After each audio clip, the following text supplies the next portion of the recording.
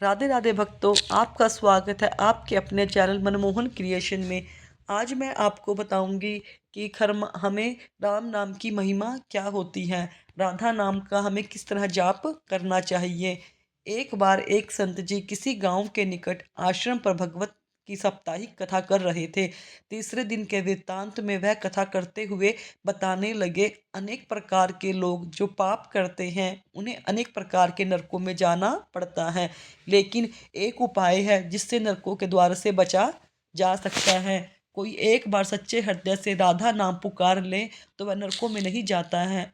एक सेठ जी को रोज आकर सत्संग सुना करते थे। सत्संग समाप्ति के पश्चात वह संत जी के चरणों में आकर बड़े जोर जोर से रोने लगते थे। संत जी ने कहा, अरे सेठ जी क्यों रोते हो, तुम्हारा मन क्यों उदास रहता है। सेठ जी रोते हुए कहने लगे, भगवान आपकी कृपा से मुझे सब कुछ प्राप्त है, पर मेरे मन को एक बड़ी चिंता सताती है। संत जी कहने लगे, कहिए कौन सी चिंता है आपको।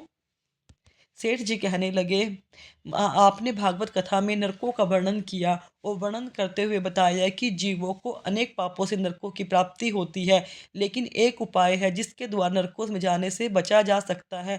तो प्रभु मैं आपकी शरण में हूँ, रोज सत्संग सुनने यहाँ आता हूँ। मेरे मन में तो यह विश्वास है कि आप संतों की कृपा से, भागवत की कृपा से मेरा उद्धार हो ही जाएगा। लेकिन मेरा एक छोटा भाई है जिसकी उम्र 50 साल की है। वह ना तो सत्संग में जाता है, ना ही परमात्मा पर विश्वास करता है और ना ही प्रभु का नाम सुमरण करता है। उसका उद्धार किस प्रकार होगा, मुझे उसकी बड़ी चिंता सताती है। मैं उससे बहुत बार समझाने का प्रयास करता हूँ कि कथा में चला करो, इस संसार के काम तो होते ही रहेंगे, तुम भगवान का नाम स्मरण किया करो। तब वह कहता है, ऐसा करने से कुछ नहीं होता, तुम भी मत किया करो, जो कुछ होना है वह तो होकर ही रहता है। मैं जितना आस्तिक हूँ प्रभु के प्रति, जितनी मेरी आस्था है वह उतना ही कट्टर और अंधविश्वासी है। तब संत जी ने कहा, क्यों चिंता करते हो, एक दिन उसका भी उद्धार हो ही जाएगा। सेठ चिरोते हुए बोले और कहने लगे कि हे भगवान, उसका उद्धार कब होगा और कैसे होगा। आप जैसे महापुरुषों हमारे गांव में आए हैं, मुझे तो आप पर ही यकीन है, आप ही मेरे छोटे भाई का उद्धार जरूर करेंगे। अब आप कैसे भी कृपा करके उसे मेरे घर आइए और एक बार तो उसके मुख में से श्री राधा नाम का उच्चारण कराइए। तब सेठ जी की इस विनय को सुनकर संत जी कहने लगे, अच्छा ठीक है, कल मैं सत्संग समाप्ति के पश्चात आपके घर आऊँगा और उसे परमात्मा का सुमरण अवश्य कराऊंगा। दूसरा दिन हुआ, सेठ जी अपने घर गए। संत जी इनके आने का इंतजार करने लगे। आश्रम पर कथा की समाप्ति हो गई। अब संत जी अपने वचन के अनुसार सेठ जी के घर पहुँचे। जैसे ही घर पहुँचे, सेठ जी ने बड़े श्रद्धा भाव से संतों का स्वागत किया, उनका सत्कार किया। उन्होंने अपने भाई को बुला लिया और कहा, संत जी आज हमारे घर पधारे हैं, उनका दर्शन कर लो। वह अंदर से बैठे बैठे कहने लगा, मुझे ना किसी संत के से मिलना है और ना ही किसी के दर्शन करने हैं, ना ही मेरी भगवान से मिलने की इच्छा है। तुम ही उनकी सेवा करो और तुम ही उनका पेट भरो। संत जी ने कहा। जब यह वचन सुने, सेठ जी रोते हुए कहने लगे, भगवान जी देखा है आपने, आपके सामने ही आपका अपमान कर रहा है। संत जी कहने लगे, सेठ जी ख्याल ना कीजिए, सब कुछ ठीक हो जाएगा, भगवान की कृपा से सब अच्छा होगा।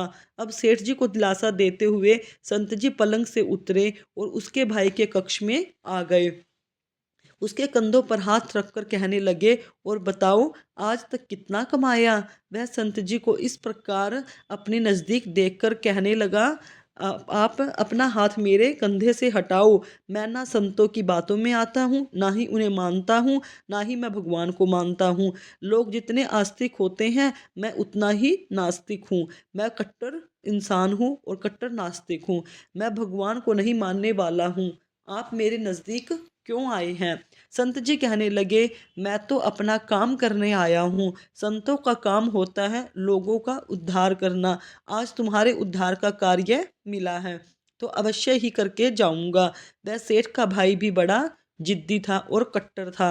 वह कहने लगा, आपको किसी का भी उद्धार करने की कोई आवश्यकता नहीं है, पर मेरा उद्धार तो आप नहीं कर सकते। मैं कुछ भी नहीं करने वाला हूँ। सेठ के भाई को देखकर संत जी मुस्कुराने लगे। मुस्कुराकर कहते हैं, एक बार राधे राधे बोल दो।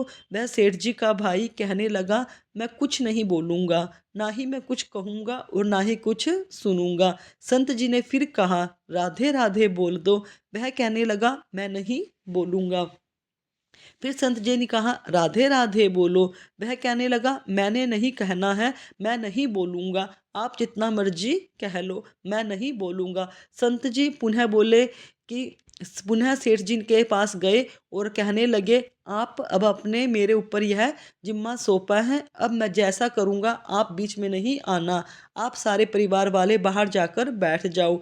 जब तक मैं आपको बुलाऊं नहीं, एक भी परिवार वाला इस कक्ष में ना आए। अब इस प्रकार सेठ जी अपने परिवार सहित बाहर आकर बैठ गए। अब कक्ष में सिर्फ संत जी और सेठ जी का भाई था। संत जी ने पुनः प्रेम से कहा, अरे भैया, एक बार राधे राधे बोल दो। वह कहने लगा, मैंने आपसे मना किया था ना, मैं नहीं कहता हूँ। ना मैं भगवान को मानता हूँ, ना भगवान की बातों को मानता हूँ। मैं कट्टर नास्तिक हूँ। संत जी पुनः उसे प्रेम से हंसते हुए कहने लगे, जितने तुम कट्टर नास्तिक हो, मैं उतना ही आस्तिक हूँ। मैंने अगर निश्चय कर लिया है, तुम्हारे मुख से राधा नाम सुनकर ही जाऊंगा, और पक्का समझ लेना कि तुम्हारे मुख से मैं राधा नाम का अवश्य ही निकलवा लूंगा। वह कहने लगा, अगर आप इतना कितना भी प्रयास कर लो, मैं एक बार भी नाम नहीं लेने वाला हूँ। मैं कट्टर नास्तिक हूँ। अब संत महापुरुष होते तो बड़े दयालु हैं, पर लीला मात्र उन्होंने क्या किया। उस सेठ के भाई का हाथ हाथ पकड़ा और हाथ पकड़कर जोर से घुमाने लगे। वह सेठ ठहरा 50 साल का, वृद्ध अवस्था थी। संत भी वृद्ध थे, पर संतों के अंदर भक्ति का तेज होता है। उन्होंने जोर से उसके भाई का हाथ घुमाया। हाथ घुमाकर संत जी फिर कहने लगे, कहो राधे राधे। वह कहने लगा, मैं नहीं कहूँगा। अब तो संत जी ने जोर से हाथ घुमाकर सेठ के भाई को जमीन पर पटक दिया और खुद उसके पेट पर चढ़कर बैठ गया। और संत जी फिर कहने लगे, अब बोलो राधे राधे। वह कहने लगा, नहीं कहूँगा। अब तो संत जी ने उसके दोनों हाथ पकड़कर उसको पैरों से दबा दिया और कहने लगे, कहो राधे राधे। अब ऐसी अवस्था में वह सोचने लग जाता है कि यह संत तो मुझे मार ही देगा।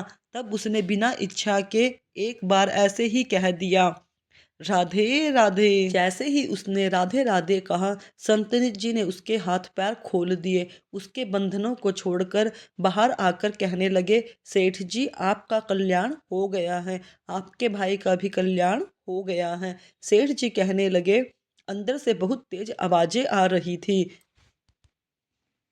तब संत जी कहने लगे, आपने काम ही ऐसा दिया था। आपने कहा वह नास्तिक है, कभी तो कुछ बोलता ही नहीं है।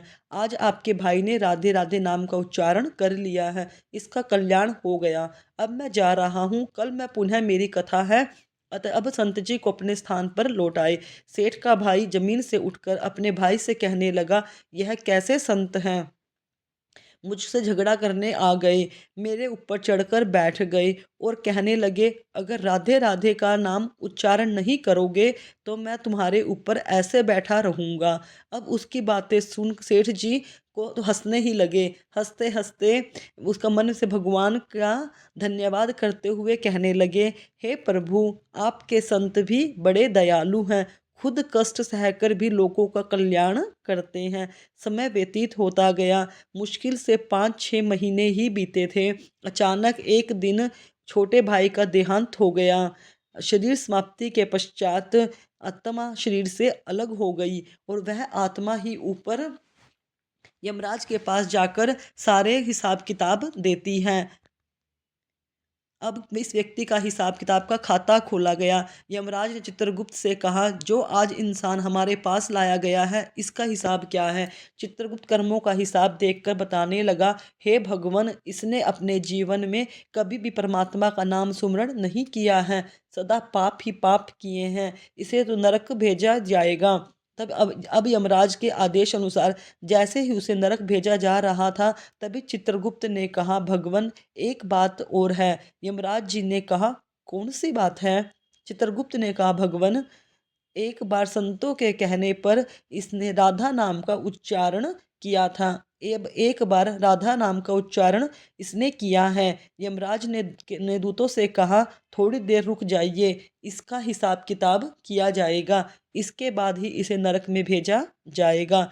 यमराज ने पुनः चित्रगुप्त से कहा, जल्दी जल्दी से इसका हिसाब किताब देखो, और कहीं इसने परमात्मा का नाम उच्चारण तो नहीं किया है। चित्रगुप्त ने पूरा पुनः सारा खाता देखा, पूरा हिसाब किताब देखा, और देखकर कहने लगे, भगवन इसने एक बार जो नाम उच्चारण किया है वह संतों के भय से किया था, दिल से भी नहीं किया था, पर एक बार राधा नाम का उच्चारण जरूर किया है। जीवन पाप में, अब क्या किया जाए? तब यमराज ने उसी इंसान से पूछा, एक बात बताओ, हम तुम्हें पहले राधा नाम उच्चारण का फल दे, या तुम्हें नरकों में भेज दिया जाए? तब वह भक्त हाथ जोड़कर कहने लगा, भगवन नरक में तो मुझे जाना ही है, इससे अच्छा है कि आप मुझे एक बार राधा नाम उच्चारण का फल दे दो, फिर मुझे वहाँ जहाँ चाहो ले जाना। अभी यमराज जी अपनी पुस्तक खोल कर देखने लगे कि एक बार राधा नाम का उच्चारण करने का क्या फल होता है। उन्होंने सारी पुस्तकें खोल दी, पर उन्हें कहीं फल दिखाई नहीं दिया। तब वह विचार करने लगा कि एक बार राधा नाम सुमरण करने का फल क्या होता है, मुझे भी नहीं पता। तब वह अपनी शंका से निवारण करने के लिए उस भक्त को अपने साथ लेकर स्वर्गलोक में आ गए। स्वर्ग में आकर यमराज ने इंद्रदेव से कहा, हे इंद्रदेव, मुझे बताइए कि एक बार राधा नाम का उच्चारण करने का क्या फल है? तब इंद्रदेव ने बहुत प्रयास किया, पर उन्हें भी इसका फल पता नहीं चला। तब वह सब देवता मिलकर ब्रह्मदेव के पास गए। ब्रह्मदेव ने जब उन सबको देखा, तब ब्रह्मदेव उनसे पूछने लगे कि यह आपके साथ कौन इंसान है? तब इंद्रदेव कहने लगे, भगवन इसके बाद इसने एक बार राधा नाम का उच्चारण किया है, बाकी सारा जीवन इसने पाप में बिताया है। हमें तो पता नहीं राधा नाम का उच्चारण का क्या फल है, इसलिए हम आपके पास आए हैं। तब ब्रह्मा जी ने भी बड़ा प्रयास किया, राधा नाम उच्चारण का क्या फल है। अब उन्हें भी पता नहीं चला कि एक बार राधा नाम का जाप करने का क्या फल होता है। तब ब्रह्मदेव कहने लगे, हम सब मिलकर इसे अपने साथ लेकर भगवान शंकर जी के पास चलते हैं। तब वह भगवान शंकर ही के पास पहुंच गए। भगवान शंकर से प्रार्थना करने लगे और कहने लगे, हे महादेव, इस इंसान ने सारा जीवन पाप में बिताया है, बस एक बार संतों के कहने पर राधा नाम का उच्चारण किया है। अब आप बताइए कि एक बार राधा नाम उच्चारण का क्या फल होता है? तब महादेव जी ने भी बड़ा प्रयास किया, पर वह भी राधा नाम की महिमा का वर्णन नहीं कर सके और ना ही उसका फल बता सके। तब शंकर जी कहने लगे कि अब हमें भगवान श्री कृष्ण के पास चलना पड़ेगा, क्योंकि वही राधा तत्व को जानते हैं। ऐसा सोचकर सब देवी देवता भगवान शंकर के साथ मिलकर उस इंसान की आत्मा को लेकर भगवान श्री कृष्ण के गोलोक धाम में पहुँचे। गोलोक धाम में भगवान श्री कृष्ण राधा जी के साथ अपने आसन पर विराजमान थे। भगवान श्री कृष्ण ने सब देवी देवताओं का सम्मान किया और उनसे पूछा, आज आपका अचानक से यहाँ आने का क्या कारण है? तब भगवान शंकर हाथ जोड़कर कहने लगे, हे भगवन, इंसान इसे धरती से लाया गया है, इसने अपने जीवन में अनेक पाप किए हैं, अपना पूरा जीवन इसने पाप कर्मों में बिताया है। बस एक बार किसी संत के कहने पर इसने राधा नाम का उच्चारण किया था। यमराज भी जी पता न कर सके कि एक बार राधा नाम उच्चारण का फल क्या है। तब वह इसकी जानकारी लेने के लिए इसके साथ इंद्र जी के पास स्वर्ग में आए थे। फिर स्वर्ग से होते हुए ब्रह्मलोक आए और फिर ब्रह्मलोक से होते हुए यह मेरे पास पहुँचे। अब मैं इन सबको अपने साथ ले आपके पास लेकर आया हूँ। अब आप बताइए, एक बार राधा नाम उच्चारण का क्या फल हो सकता है? जब इस प्रकार बातें चल रही थी तब श्री कृष्ण के पास बैठी राधा रानी बड़े जोर से हंसने लगी। तब श्री कृष्ण ने कहा, हे राधिका, क्यों हंसती हो? तब राधिका कहने लगी, हे भगवान, यह अभी तक राधा नाम का महत्व समझ नहीं सका। तब भगवान शंकर जी कहने लगे, हे महारानी, राधिका के नाम का क्या असर है, आप हमें बताइए ना। तब राधिका जी कहने लगी, हे महादेव, आप खुद सोचिए, इस व्यक्ति ने एक बार राधा नाम का जपा तो वह एक बार राधिका के नाम जपने से स्वर्ग लोक की सैर करके आया है, ब्रह्मदेव का ब्रह्मलोक में दर्शन करके आया है, आपके महादेव लोक में आपका इसने दर्शन किया। आज एक बार उच्चारण के प्रभाव से यह आप सबको साथ लेकर हमारे गोलोक धाम में आया है, मेरे दर्शन कर और श्री कृष्ण का पूजन कर रहा है। इससे अधिक राधा नाम की महिमा क्या होगी और क्या उसका फल होगा। आप तो यह समझ सकते हैं। जब राधिका जी ने इस प्रकार एक बार राधा नाम का पूरा महत्व बताया तो यमराज कहने लगे, यह तो बड़ा अनंत फल है। जो व्यक्ति नरकों में जाने वाला था वह एक बार राधा नाम के उच्चारण से सब लोकों की यात्रा कर भगवान श्री कृष्ण और राधा रानी के चरणों में उपस्थित हो गया। इससे अधिक और क्या फल हो सकता है।